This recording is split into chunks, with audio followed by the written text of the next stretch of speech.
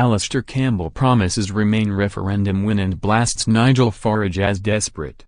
I think they'll want to think again, and I think they'll give a very different answer.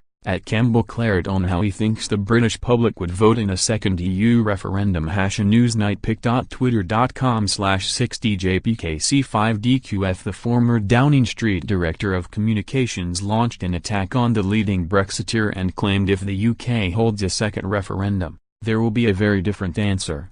He declared, "I think actually Nigel Farage and Boris Johnson and all these guys are getting a little bit desperate and trying to take the ball into the corner flag and just get that final whistle blown, because I think they understand that as people do see the detail, do realize the cost and the chaos, then not only should they have the right to think again, but I think they'll want to think again, and I think there will be a very different answer." The claims from Mr Campbell come after Nigel Farage insisted another referendum will put to bed the ridiculous anti-Brexit arguments from Remainers. Speaking on Channel 5's Right Stuff, the former UKIP leader explained, "My mind is actually changing on this. What is for certain is the Cleggs, Blairs and Adnises will never ever give up. They will go on whinging, whining and moaning about the whole process. So maybe, just maybe, I'm reaching the point of thinking that we should have a second referendum on EU membership."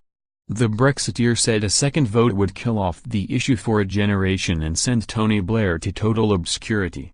He went on, "I think if we had a second referendum on EU membership we'd kill it off for a generation. The percentage that would vote to leave next time would be very much bigger than it was last time around. We may just finish the whole thing off and Blair can disappear off into total obscurity." Meanwhile, Deborah Mattinson from Britain Thinks, a research institute, claimed that since the 2016 referendum people's fundamental views haven't changed at all. She explained, "So we've been tracking this at Britain Thinks over the last 18 months, and the really fascinating thing is that people's fundamental views haven't changed at all in that time. So really nothing has changed, other than people are more worried, but I think the one thing you have to factor in when you think about this is the youth vote. And of course what we know is many more people voted in the last election, people who didn't vote in the referendum. If they still vote then that could change things." The BBC's political editor, Nicholas Watt, stated that think tank YouGov has claimed that the British public marginally regrets the decision to rid itself from the clutches of Brussels. He said, "The YouGov monthly tracker on that question asks is it right or is it wrong to have left the European Union, and that shows basically evens.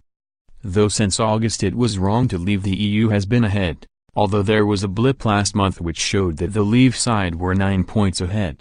Although it is important to say that was after a different context, so there are questions about that particular finding."